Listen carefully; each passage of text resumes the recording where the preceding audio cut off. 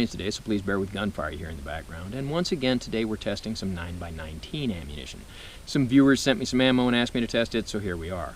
And what we've got is the Underwood Xtreme Defender ammo. Now, previously we fired the Xtreme Penetrator. This is Xtreme Defender. We also have the G2 Research RIP ammunition. That stands for Radically Invasive Projectile. There's a double entendre for you.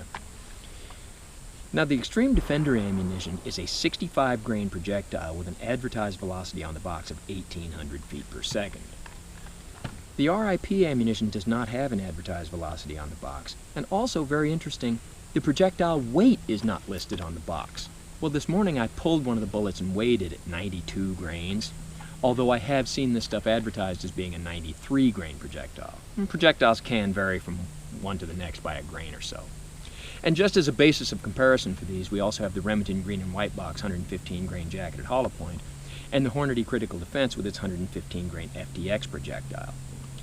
Now, because this stuff is marketed as a concealed carry type of ammunition, I'm going to use a concealed carry type of gun, the Smith & Wesson M&P Compact with a 3.5-inch barrel. So we'll shoot this stuff and see what we can learn about it. But first, let's start with a close-up of what this ammo looks like. From left to right, we start with your conventional jacketed hollow point, and then your Hornady Critical Defense FTX projectile like a ballistic tip.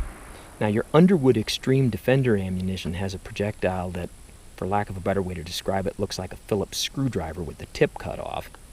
And then your RIP, which is an all-copper hollow point. When you change ammunitions, you can change your point of impact and your group size. When you significantly change your projectile weight and your projectile design, you may significantly change your point of impact and your group size. Now, I have this M&P Compact zeroed with the Remington Green and White Box ammunition, and I'll go back 10 yards and shoot the top target with this, and then we'll shoot the other two targets with the Xtreme Defender and the RIP ammunition and see how we do.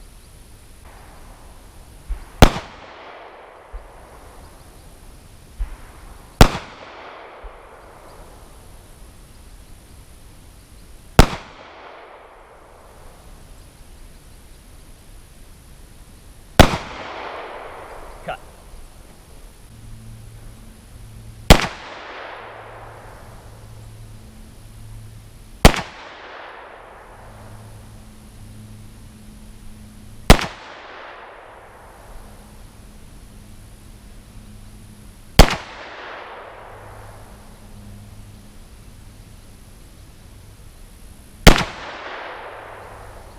Cut. Burn it.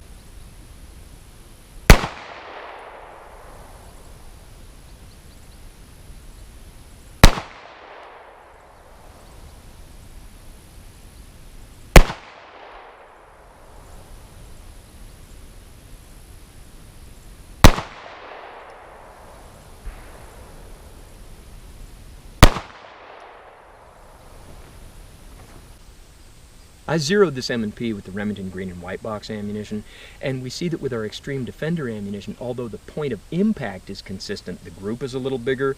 That may be partially because of the ammo and partially because of me.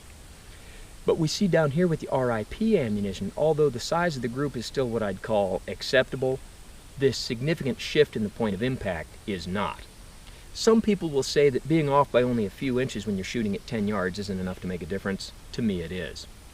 And remember, of course, that although these are the results I got in my gun, that does not necessarily mean that the next person will get the same results in their gun. Also, it would take me an hour to explain all of the reasons why, generally speaking, I'm not a fan of the hyper ammunitions. But short version is, this tendency toward inconsistency in some guns is one of them. To test the effectiveness of this ammunition, we're going to use the meat target. And for those who haven't seen it before, it's leather jacket skin, followed by pork steak pectorals, pork ribs, watermelon lung tissue, more pork ribs on the back, 4 layers of t-shirt on the front, 4 layers on the back, and the whole thing followed by the new and improved high-tech fleece bullet stop. And I'll shoot from 7 yards with our Underwood Xtreme Defender ammunition, and we'll see how this blunted screwdriver tip ammunition performs both in damage to the meat target and penetration.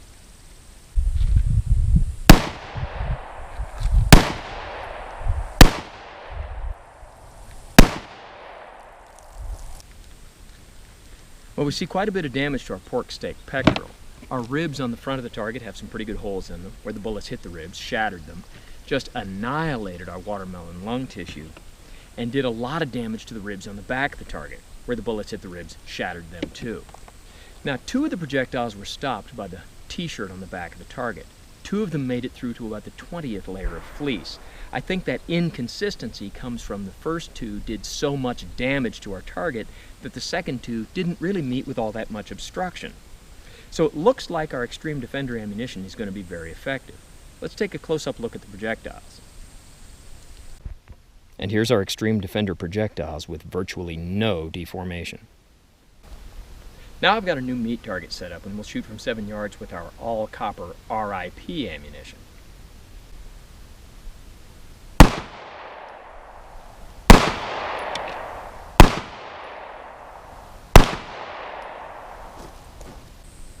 So with the RIP ammo, we see extreme damage to our ribs on the front of the target. Good damage to our watermelon lung tissue, although in my subjective observation it looks like it's less than we got with the Xtreme Defender. As far as the ribs on the back of the target, one of the projectiles struck the ribs and left kind of a nick in it. The others were stopped by the plastic wrap around the ribs. They didn't even penetrate the plastic to hit the ribs. So with the RIP ammo, we see a lot of damage to the front of the target, but at a great cost in terms of penetration. Now let me show you what these projectiles look like. With the RIP ammunition, we see the bases of the projectiles, and the sides are all splintered, and I did not recover all the splintered pieces. Now I've got my M&P compact loaded with a combination of the Remington green and white box and the Hornady Critical Defense. So I'll shoot this meat target from 7 yards, and let's see what kind of damage these do.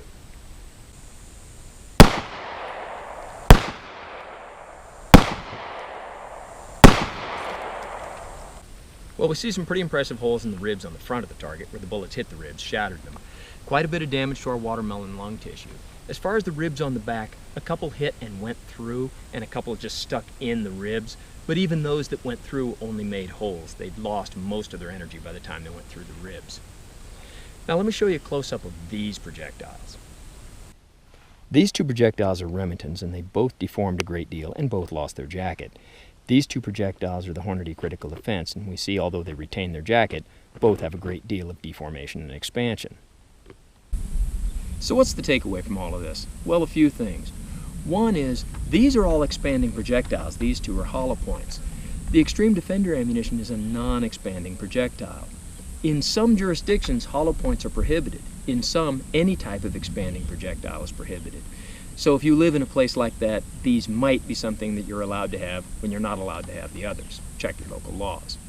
Also, in terms of conventional hollow points, most of the time they're going to work just fine, but not always. Let me show you something.